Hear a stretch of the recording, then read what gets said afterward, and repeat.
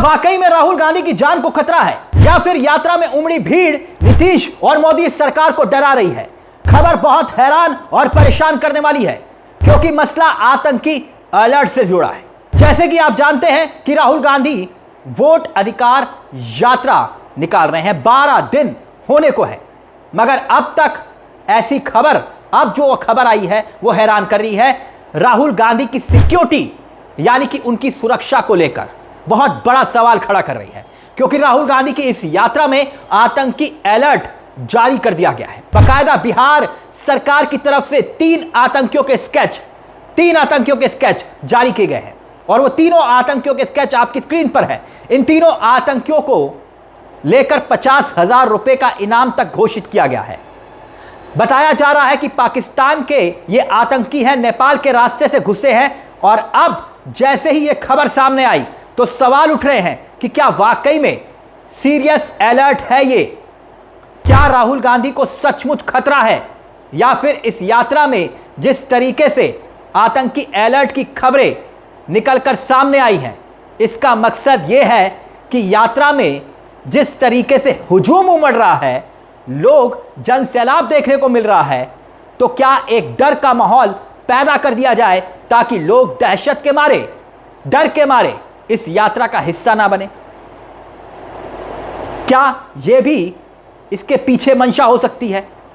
अब इसमें सच क्या है क्या नहीं, यह हमको नहीं मालूम, यह हम नहीं कह सकते, इसकी जांच होनी चाहिए। लेकिन यह खबर चौंकाने वाली जरूर है क्योंकि यह पहली बार नहीं है, पहली मर्तबा नहीं है।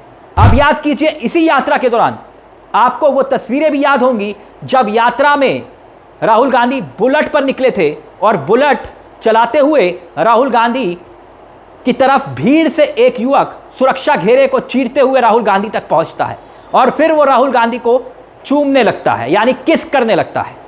इतना ही नहीं, आपने देखा होगा वो तस्वीरें भी जब राहुल गांधी की भारत जोड़ो यात्रा चल रही थी, भारत जोड़ो यात्रा, और तब यात्रा अंतिम पड़ाव पर थी और जम्मू कश्मीर में श्रीनगर पहुंचने वाली थी यात्रा, और तब उस वक्त भी बड़ी सुरक्षा चूक हुई थी। बाकायदा उसकी तस्वीरें हम आपको दिखा रहे हैं और ये तस्वीरें कांग्रेस ने साझा की थी और तब भी एकदम से बहुत बड़ा हुजूम राहुल गांधी को आकर घेर लेता है और सिक्योरिटी उस वक्त कहीं दिखाई नहीं दे रही थी। उस वक्त भी बहुत सारे सिक्योरिटी के लोग छोड़कर चले गए थे और उसके बाद राहुल गांधी ने आनन फानन में मिलिट्री एरिया में जाकर एक प्रेस कॉन्फ्रेंस तक की थी। जो तस्वीरें आप देख रहे हैं ये उस वक्त की तस्वीरें हैं जब कांग्रेस ने इन तस्वीरों को सोशल मीडिया पर साझा किया था। तब भी राहुल गांधी की सुरक्षा को लेकर कई सवाल खड़े हुए थे और बाकायदा राहुल गांधी ने उस दौरान क्या कुछ कहा था वो देखिए, और फिर उसके बाद कुछ अखबारों की खबरें जो वायरल हो रही हैं, क्यों हो रही हैं, वो भी आपको दिखाएंगे राहुल गांधी की इसी यात्रा से जुड़ी हुई। लेकिन पहले उस वक्त राहुल गांधी ने क्या कुछ कहा था वो भी सुनिए। This morning we had quite a large crowd that had gathered and we were looking forward to walking on the Bharat Jodo Yatra, but unfortunately the police arrangement completely collapsed and the police people who were supposed to manage the crowd and hold the rope were nowhere to be seen. So my security people were very uncomfortable with me walking further on the yatra. So we had to I had to cancel my walk. The other yatris, of course, did the walk. I think it's important that the police, so that we can do the yatra. इन्हीं हैरान करने वाली खबरों के बीच एक खबर यह भी है कि बीजेपी के खेमे में इस यात्रा को लेकर कितनी बेचैनी है, अब वो देखिए। कुछ अखबारों की सुर्खियां हैं आपके सामने। यह अखबारों की सुर्खियां बता रही हैं कि इस यात्रा ने बीजेपी खेमे में बड़े बड़े नेताओं की नींद उड़ा दी है। तभी तो बीजेपी नेता भी दबी जुबान में ये कहने लगे हैं कि एसआईआर का जो मुद्दा है वो नुकसान पहुंचा रहा है, बीजेपी को नुकसान पहुंचा रहा है।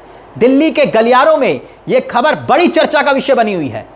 पीएमओ और गृह मंत्रालय भी सख्ते में है क्योंकि इंटेलिजेंस की रिपोर्ट उनके मन मुताबिक नहीं आ रही है कि चुनाव में इस बार आसानी से बीजेपी जीत जाएगी, ऐसा नहीं आ रहा। और इसलिए बिहार के लिए नई नई रणनीति तय करने का प्रयास किया जा रहा है एनडीए गठबंधन की तरफ से। बिहार बीजेपी के एक सीनियर नेता का कहना है, देखिए ये इंडियन एक्सप्रेस की रिपोर्ट है, जो मैं बता रहा हूं अपनी तरफ से नहीं बता रहा हूं, इंडियन एक्सप्रेस की रिपोर्ट है, बड़े बड़े अखबारों में रिपोर्टिंग छपी हुई है, खबरें छपी हुई हैं। एसआईआर और संशोधन विधेयक ने मुस्लिम यादव समीकरण को आरजेडी और कांग्रेस के पक्ष में मजबूत कर दिया है। बीजेपी के लिए मुश्किल जन स्वराज पार्टी के प्रमुख प्रशांत किशोर ने भी खड़ी कर दी है। वो लगातार बीजेपी के बड़े नेताओं के खिलाफ भ्रष्टाचार के आरोप लगा रहे हैं। इन अखबारों में ये छपा है और ये सब अखबारें बता रही हैं कि भाई मामला गंभीर हो चुका है।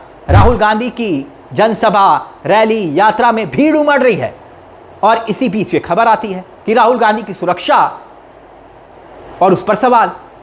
तो चाहे कोई भी नेता हो, वैसे सत्ता पक्ष का हो, विपक्ष का हो, उसकी सुरक्षा प्राथमिकता होनी चाहिए। बाकायदा राहुल जिस तरह से खुली जीप में सवार होकर घूम रहे हैं, लोगों से मिल रहे हैं और लोग उन तक पहुंच रहे हैं और लोगों का क्रेज साफ तौर पर इस यात्रा में दिखाई दे रहा है। और खबर अब ये आ रही है कि उसी दरमियान इन सब चीज़ों में तब्दीली भी की गई है। बाकायदा आतंकियों के स्केच जारी हुए हैं और बताया जा रहा है जिनके स्केच जारी हुए उनका नाम हुसैन अली है, आदिल हुसैन है और मोहम्मद उस्मान है। तीनों आतंकी बताए जा रहे हैं, तीनों का संबंध पाकिस्तान से बताया जा रहा है। तो क्या वाकई में कोई साजिश है, सचमुच कोई बड़ा अलर्ट है? देखना यह होगा कि कहीं ऐसा तो नहीं है कि यात्रा में डर का माहौल पैदा करके यात्रा को फ्लॉप करने की एक कोशिश हो, या फिर सचमुच राहुल गांधी को लेकर, उनकी सिक्योरिटी को लेकर यह एक बड़ा अलर्ट है। मामला गंभीर है।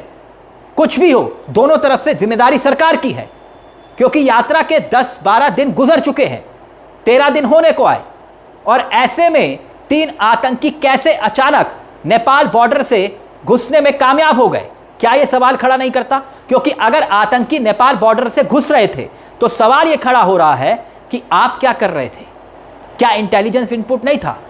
जबकि आपको यह पता है कि राहुल गांधी की यात्रा, यानी कि यह जो यात्रा का रूट है, पूरा रूट पहले से ही तय था कि किस किस जिले से यह यात्रा होकर गुजरेगी और नेपाल से सटे हुए इलाके भी उसमें शामिल हैं। तो ऐसे में वहां पर सख्ती क्यों नहीं बढ़ाई गई? क्यों चेकिंग अभियान तेज नहीं किया गया?